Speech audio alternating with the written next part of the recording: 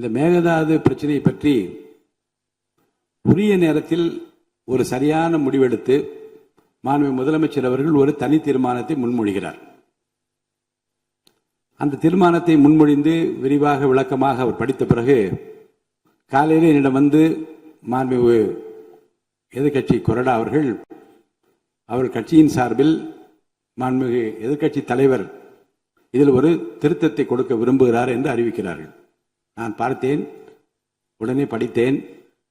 அது உடனடியாக மாண்புமிகு முதல்வர் அவர்களின் கவனத்திற்கு கொண்டு செல்லப்பட்டது.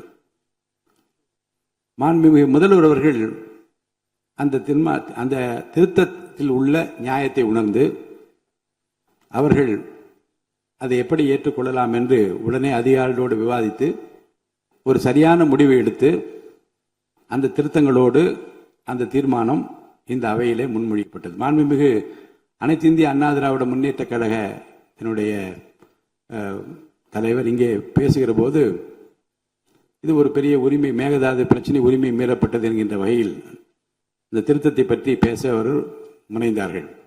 நான் வாய்ப்பு அளிக்கிறேன், இந்த அவையை முடிவதற்குள்ளாக அந்த வாய்ப்பு தரப்படும் என்று சொன்னதற்கு காரணம் என்னென்றால், இன்னும் சிலருக்கு மக்களுக்கும் சிலருக்கு புரிதல் இல்லையே என்கின்ற ஒரு கவலையும், ஒரு விரிவான விளக்கத்தை மாண்புமிகு அமைச்சர் அளிப்பார்களே ஆனால் அது மாமன்ற உறுப்பினர்களுக்கு மட்டுமல்ல மக்களுக்கும் ஒரு தெளிவான ஒரு புரிதலை ஏற்படுத்துமே என்கின்ற அந்த கவலையில் தான் அவரை அமருமாறு நான் பலமுறை சொன்னேன். ஆனால் பத்திரிகையிலே வேகமாக ஒரு ஹெட்லைன்ஸில் வர வேண்டும் என்பதற்காக யாரும் பேசுவதை நான் அனுமதிக்க முடியாது. ஏனென்றால் மக்கள் நலன் சார்ந்துதான் இங்கே முடிவுகள் எடுக்க முடியுமே தவிர ஒருவருடைய தனிப்பட்ட விளம்பரத்திற்காக எந்த முடிவை நான் எடுப்பதை நான் விரும்பவில்லை, எடுக்கவும் முடியாது. பேசுவதற்கு வாய்ப்பு தருகிறேன் என்றுதான் சொன்னேன். அவை முடிவதற்குள்ள அவங்க கருத்துக்களை சொல்லுங்கள் என்றும் நான் சொன்னேன். அதை மீறி அவர்கள் வெளிநடப்பு செய்திருக்கிறார். வெளியிலே என்ன பேசுகின்றார்கள் என்பதை பற்றி எனக்கு கவலை இல்லை. உள்ளேயும் வெளியேயும் அவர்கள் எப்படி சமாளிப்பது என்பதை பற்றி ஆளுங்கட்சி உறுப்பினர்களுக்கு தெரியும். அவர்கள் அதை பற்றி அவர்கள் பேசட்டும், பதில் சொல்லட்டும். இப்போது நம் முன்னால் இருக்கிற பிரச்சனை என்ன என்றால், மேகதாது பிரச்சனையை பற்றி தீர்மானத்தை முன்மொழிந்தார்கள் மாண்புமிகு முதலமைச்சர். ஒரு திருத்தத்தை கொண்டு வந்தார்கள். மாண்புமிகு எதிர்க்கட்சி தலைவர் பேசுகிற போது இந்த தீர்மானத்தை நான் சேர்க்கும்படி கேட்டுக்கொள்கிறேன் என்று விரிவாக சொல்லுகிறார்.